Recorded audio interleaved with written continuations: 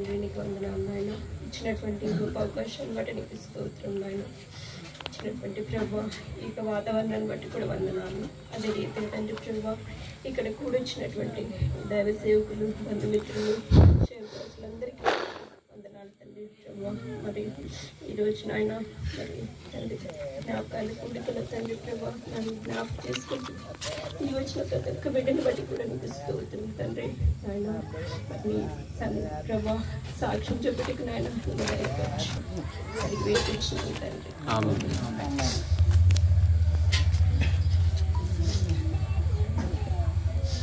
దేవుడు ఇచ్చినటువంటి గొప్ప సమయాన్ని బట్టి వందనాలు.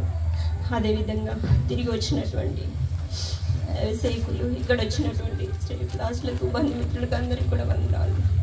యాక్చువల్గా నాన్న మమ్మల్ని వదిలేసి 5 days అవుతుంది. నాన్న రూమ్ ఇప్పుడు ఖాళీ అయిపోయింది. చూస్తున్నాడు, చూస్తున్నాడు. నాన్న ఇంత తొందరగా మమ్మల్ని వదిలేసి వెళ్ళిపోతాడని అనుకోలేదు. నాన్న మా మధ్యలో లేరు. 5 days నుంచి అసలు రూమ్ చూస్తే మొత్తం ఏంటి. నాన్న ఉంటే ఫుల్నెస్ ఉండేది. నాన్న లేడు మా మధ్యలో. నాన్న ఎంతో కష్టపడి ఇద్దరు కాదు 6 పెంచి పెద్ద చేసి చాలా కష్టపడాడు నాన్న మా కోసం.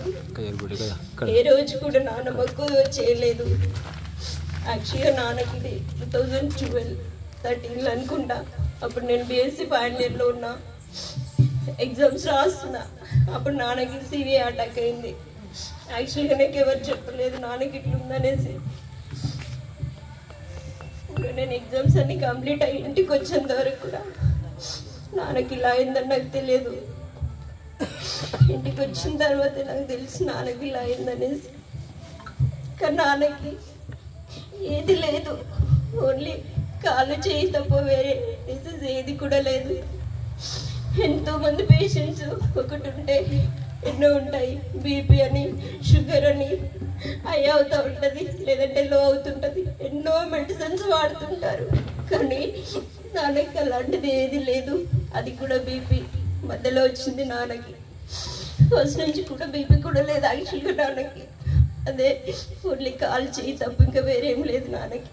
ఎప్పుడైతే బెడ్ పైన నాన్న పడ్డాడో అప్పటి నుంచి నాన్న ఫుడ్ తగ్గించేది, మంచి ఫుడ్ తీసుకునేది కాదు. అప్పుడు అనేది ఎందుకు నాన్న తినమంటే, నేను ఇప్పుడు పని చేయట్లేదు బిడ్డ, నేను ఇంట్లోనే ఉంటున్నాను కదా, నాకు ఆకలి అవ్వట్లేదు, ఇదే చాలని చాలా ఏదో కొంచెం తినేది. తర్వాత ఇంకా నాకు చాలా బిడ్డ అనేది.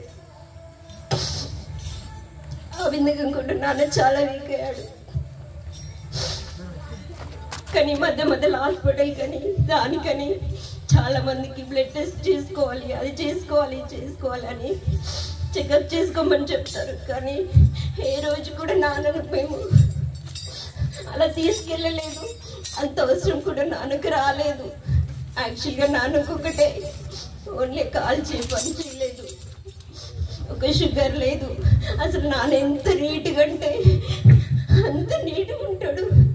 నేను ఎంత నెంబర్ ఆఫ్ పేషెంట్ చూసాను నాన్న లాంటి వాళ్ళను. కానీ వాళ్ళకి కాల్ స్వెల్లింగ్ అని అసలు ఎన్నెన్నో ప్రాబ్లమ్స్ ఉన్నాయి.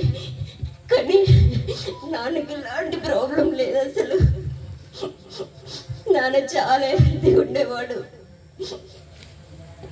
కాకపోతే ఫుడ్ మాత్రం సరే తీసుకోలేదు. ఎంతో కష్టపడి, అసలు నాన్న కష్టాన్ని చెప్పలేము, చెప్పినది అసలు కాదు. అంత కష్టపడి పెంచాడు మా నాన్న. ఏ కొదువ లేదు అసలు మాకు. ఈ రోజుల్లో ఒకరిద్దరిని పెంచాలంటే ఎంతో ఇబ్బంది పడతారు తల్లిదండ్రులు. కానీ మేము 6 అన్నవాళ్ళు, తమ్ముడు, అక్క వాళ్ళిద్దరు. వాళ్ళ చిన్నప్పుడు మ్యారేజ్ చేస్తాడు నాన్న. కానీ నన్ను అయితే ఎంతగా చదివించాడు. నాన్నకి ఎంత ప్రాబ్లం నేనంటే అసలు ఇంటికి వస్తే నాన్నకు ఆ ప్రేమ, సంతోషమే వేరే. అసలు పిల్లలను చూస్తే ఎంత సంతోషంగా ఉండేదో నాన్నకు అసలు. అలాంటిది నాన్న రూమ్ చూస్తే ఖాళీ అయిపోయింది. 5 days అవుతుంది.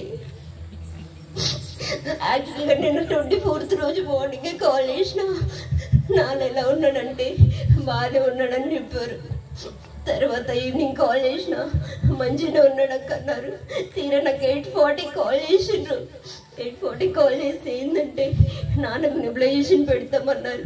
ఎందుకన్నాను అప్పుడే అంటే నాన్న కొంచెం ఇలా గురుగురు అంటున్నాడంటే సరే నేను వచ్చేస్తానంటే అప్పుడు అన్నాడు, వద్దక్క నువ్వు పిల్లల్ని తీసుకొని టికెట్లు రాకు అన్నాడు.